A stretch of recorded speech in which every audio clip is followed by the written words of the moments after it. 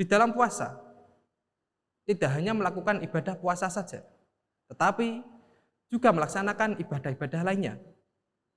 Salah satu imam besar, yaitu Imam Nawawi, pernah mengatakan bahwa keberkahan makan sahur, yaitu dapat memberikan semangat serta kekuatan bagi orang-orang yang menjalankan puasa.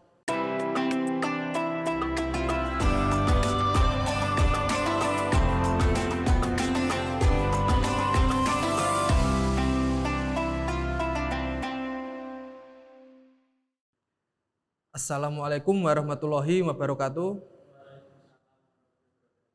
Alhamdulillahirabbil alamin wa bihi nasta'in ala umuri dunya waddin wassalatu wassalamu asrafil anbiya'i wal mursalin sayyidina wa maulana Muhammadin wa ala wa ashabihi wa ali washabihi wa jama'in amma ba'du.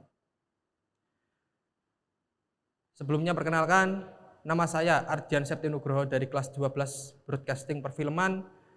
Di sini saya akan mengambil tema yang berjudul keutamaan sahur. Di bulan puasa ini, hal yang menjadi rutin dilaksanakan adalah bangun di sepertiga malam terakhir untuk menjalankan sahur.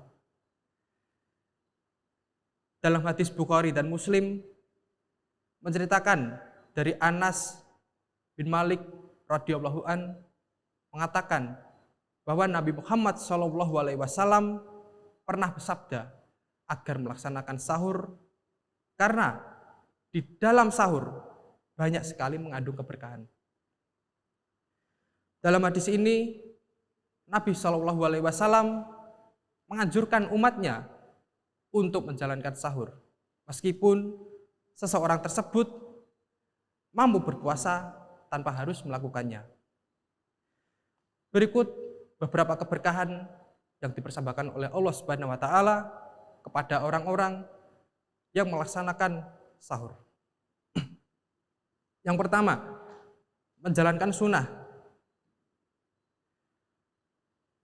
Orang yang telah menjalankan sahur artinya orang tersebut telah melaksanakan sunnah Rasulullah SAW. Dengan begitu, seseorang tersebut akan dilipat gandakan pahalanya karena telah melaksanakan sunnahnya. Yang kedua, tidak lemas. Di dalam puasa, tidak hanya melakukan ibadah puasa saja, tetapi juga melaksanakan ibadah-ibadah lainnya. Salah satu imam besar, yaitu Imam Nawawi, pernah mengatakan bahwa keberkahan makan sahur, yaitu dapat memberikan semangat serta kekuatan bagi orang-orang yang menjalankan puasa. Yang ketiga, beristiqomah bangun malam. Seseorang yang beristiqomah bangun malam juga akan diberikan kekuatan selama menjalankan puasa. Dan itulah keberkahan yang bisa kita ambil dari orang-orang yang menjalankan sahur. Semoga jamaah yang di sini selalu diberikan kekuatan serta giat menjalankan ibadah puasa. Semoga amal kebaikan yang dilaksanakan selama bulan Ramadan ini senantiasa diterima Allah Subhanahu wa taala. Amin Allahumma amin. Demikian yang bisa saya sampaikan, kurang lebihnya kami mohon maaf. Wassalamualaikum warahmatullahi wabarakatuh. Assalamualaikum warahmatullahi wabarakatuh. Waalaikumsalam warahmatullahi wabarakatuh. Masya Allah, tabarakallah. Mas Ardian ya. Nama lengkapnya siapa? Ardian Septi Nugroho. Ardian Septi Nugroho. Yep. Ardian, wow. Tadi kenapa kamu kok merasa gugup sekali di depan Dewan Juri dan penonton? Itu agak lupa materinya. Agak lupa materi. Terus sebenarnya tadi masih panjang sebenarnya. Ini singkat sekali loh kayaknya. Iya. Berarti lupa terus kamu potong di tengahnya berarti. Ya. Oh alah. Sebenarnya tadi saya sangat menanti penampilanmu loh. Tapi yang saat ini kamu mungkin agak gugup mungkin, nervous, jadinya mungkin ngeblank ya di tengah. Yaitu sebenarnya itu tema yang kamu angkat ini sebenarnya bagus. Saya tuh suka sama tema ini, tapi mungkin tadi gara-gara lupa terus kamu ngeblank terus jadinya ya udah mungkin di tengah terus kamu potong gitu ya. Benar bagus ini keutamaan sahur karena beberapa untuk beberapa siswa, beberapa yang lain juga itu sahur mungkin kan mungkin banyak yang males, banyak yang mungkin lupa gitu, yang penting puasa aja, tapi padahal sahur itu sangat penting ya kan. Terus untuk saya lihat untuk tadi gestur tanganmu sangat gimana ya, mungkin kurang luas juga ya, kurang luas, selalu di depan terus, padahal kan lebih mengeksplor aja ada tanganmu. Terus interaksi dengan penonton juga, iya kan, beberapa kali interaksi penonton sebenarnya kan ya saya lihat mungkin Ardian untuk segi pengalaman seharusnya kan yang lebih ya gitu. Tapi kenapa kalau di panggung ini enggak juga Pak. Enggak juga ya. Karena di panggung ini kamu kok mungkin padahal saya tunggu-tunggu loh penampilan kamu itu. Mungkin ya grogi lah mungkin efeknya gitu. Untuk dari segi fashionnya saya lihat sarungmu mungkin jangan menggunakan yang pinky ya. Gitu. Ya itu kan pinky pink hijau nanti jadinya pinky boy ya, jadi jangan menggunakan yang pink, pakailah yang mungkin gelap bisa, kalau mau yang terang sekalian terang gitu loh, contoh ya putih atau saya suka untuk kemejanya bagus hitam terus ada kayak beberapa batiknya gitu, saya suka untuk kemejanya, terus bajunya juga warna putih, saya suka, itu keren. Ya itu saja sih koreksinya, mungkin sebenarnya temanya bagus, mungkin karena kamu gugup grogi jadinya itu sih. Oke.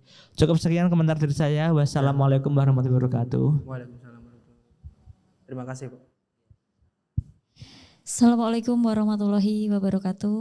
Waalaikumsalam warahmatullahi wabarakatuh. Selamat siang Ardian. Siang. Saya biasa lihat kamu di luar begitu luas, begitu lucu dan humoris, betul ya? Setuju nggak? Iya. Tapi di sini kok hilang. Kamu sebegitu groginya sampai tidak keluar kelucuannya. Karena saya melihat kamu di luar, otomatis kan mau tidak mau Mem Sally mengekspektasikan sesuatu. Wah, Ardian ini kalau di luar begitu lucu, jangan-jangan dia akan membawakan dakwah dengan sedikit-sedikit komedi gitu ya. Tapi ternyata itu apakah tidak terpikir olehmu? Ya sempat terpikir, tapi mau membawakan itu kayaknya gimana gitu loh. Kayak yang lain nggak ada. Tapi kok saya membukan sendiri itu kan lebih gak enak gitu loh. Lebih gak enak ya? Aslinya ada tapi ya gak saya. Oke, saya bayangkan kalau kamu berdakwah dengan diberi komedi-komedi tipis-tipis gitu kayaknya akan menjadi nilai plus karena yang lain gak ada gitu. Karena dilihat di keseharianmu kan kamu begitu lucu dan emang kreatif orangnya. Nah, tapi yang saya lihat di sini tadi kamu berbicara dengan sangat patah-patah. Saya tidak tahu patah-patahnya itu karena grogi atau kamu tidak siap materi. Mungkin kamu sendiri yang bisa menjawab itu nanti ya. Kerasa nggak kalau kamu bicaranya patah-patah? Iya, kerasa. Nah, karena kamu bicara patah-patah, Mem Sally jadi tidak menemukan intonasinya bagaimana, kemudian penekanannya juga tidak begitu terasa. Kamu jadi sangat ini ibarat seorang reporter itu loh biasanya. Kalau reporter menyampaikan berita pasti kan seperti itu. Nadanya mirip-mirip seperti itu. Atau jangan-jangan jurusanmu mempengaruhi. Mungkin ya. Jadi saya mendengarnya kamu patah-patah dan ini lebih seperti menyampaikan informasi yang informatif banget, yang kayak orang menyampaikan reportase begitu ya.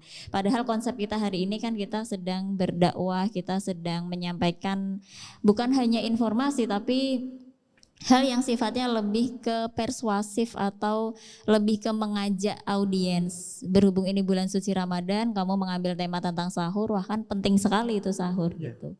Nah, bagaimana cara kamu mengajak dengan nada seperti apa harusnya biar audiens itu mau sahur?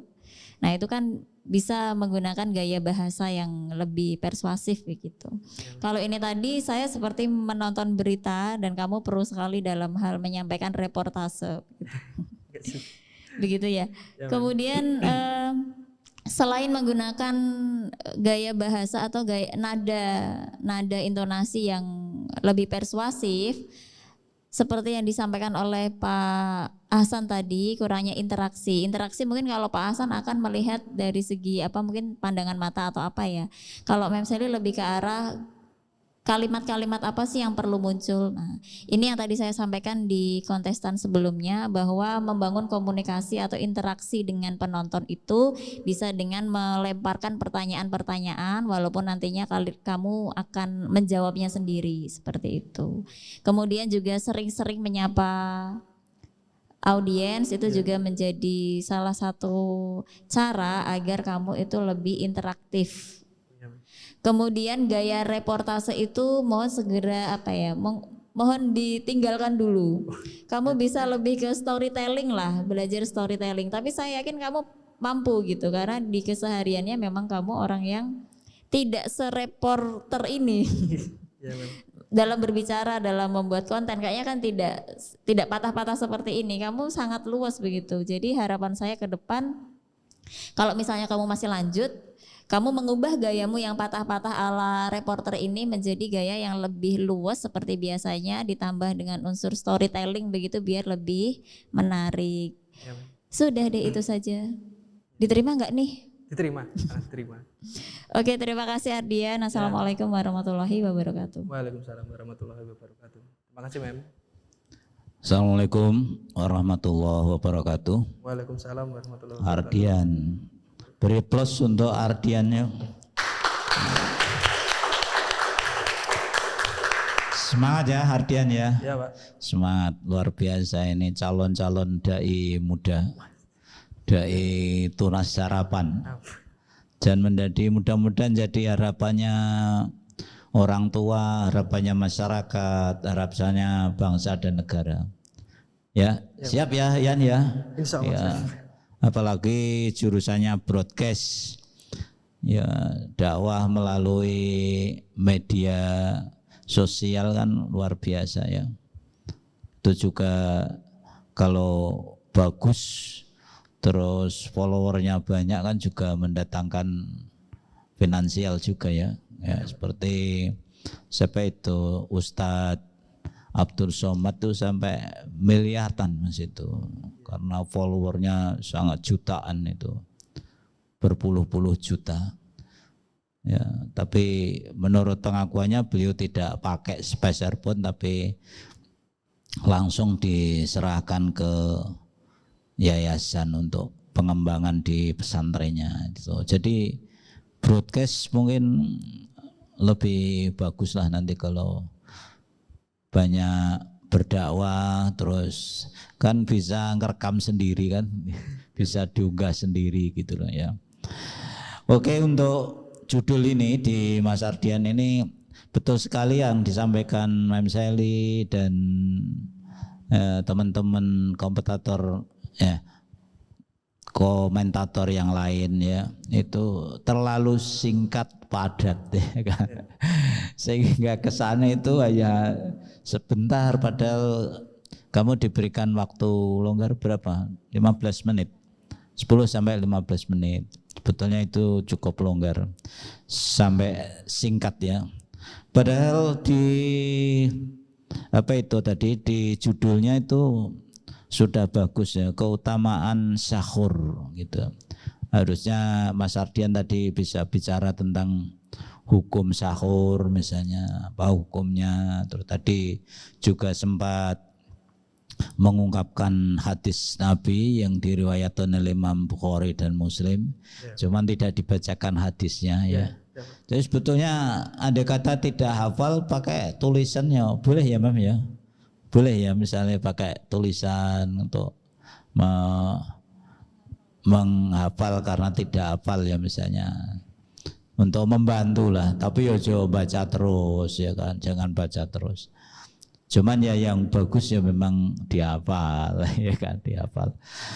Itu sebetulnya ambil dari Mas Ardian. Pernah dengar tarhim enggak kalau Fajar itu?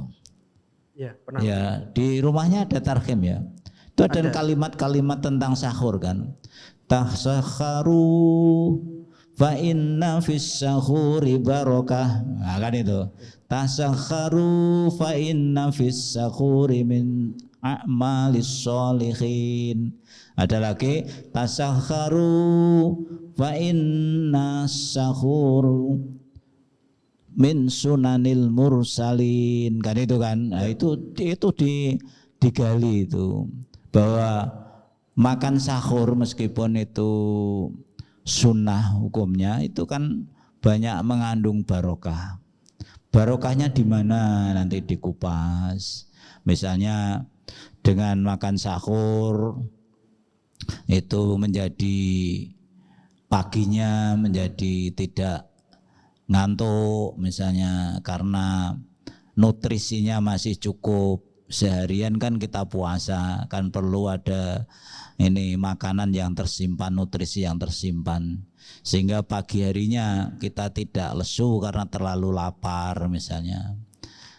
Gitu barokahnya mungkin kan gitu kan itu misalnya. Terus apalagi barokahnya misalnya menjaga kesehatan kan perlu sahur juga kan ya, sehingga puasanya itu betul-betul terjaga kesehatannya misalnya. Itu barokah. Min sunanil mursalin misalnya, dari itu adalah kebiasaan atau sunnah-sunnah para nabi. Jadi nabi-nabi dulu kan juga puasa dan juga sahur kan gitu. Jadi kalau kita makan sahur berarti mengikuti sunnah-sunnah Nabi. Yang mengikuti sunnah Nabi pahalanya bla bla bla bla bla kayak gitu tadi dikembangkan gitu. Juga menjadi budaya bagi orang-orang yang alim. Min sunanil min a'malis sholehin, itu adalah amalan orang-orang yang soleh. Selalu kalau puasa itu dia sahur karena itu sunnah. Sunnah itu kan itu sesuatu yang apabila dilakukan ya itu mendapatkan pahala, meskipun kalau ditinggal itu tidak apa-apa kan gitu. Jadi ma yusabu ala fa'ilihi wala yu'aqabu ala tarikihi, itu dikupas kan cukup luas, cukup banyak. Jadi tidak kehabisan materi. Kalau disampaikan hanya sebatas patah-patah tidak dikembangkan ya kelihatannya materinya terus menjadi sedikit sekali gitu. Jadi apa itu sahur misalnya, hukumnya sahur apa, manfaatnya sahur itu apa misalnya, kan gitu, terus menjadi keutamaan sahur itu. Sehingga nanti materinya lebih, kemudian kalau perlu diambilkan satu dasar-dasarnya baik hadis atau apa gitu tadi.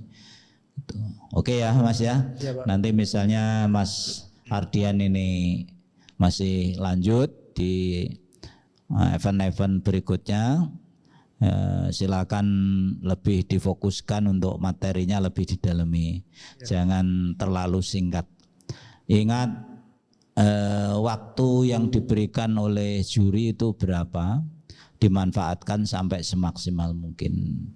Kalau bisa ya jangan kurang, jangan lebih, pas ya, yang pas, porsinya pas. Dan mungkin waktu yang diberikan itu sudah diukur oleh juri. Misalnya materi ini dikembangkan 10 menit cukup lah gitu. Untuk kebaikan-kebaikan kan banyak sekali keutamaan sahur itu. Nanti diambil yang penting-penting, yang pokok-pokok.